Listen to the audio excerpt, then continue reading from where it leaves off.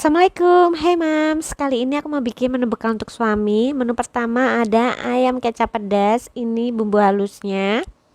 Setelah itu tumis sampai harum dan sampai berubah warna. Selanjutnya masukin ayam potong, aduk rata. Nah, setelah rata masukin air matang. Aduk-aduk dulu ini hingga kerendam, terus beri kecap manis dan juga saus tiram. Selanjutnya bumbuin dengan garam, gula pasir, kaldu jamur dan juga bisa kasih sedikit merica bubuk.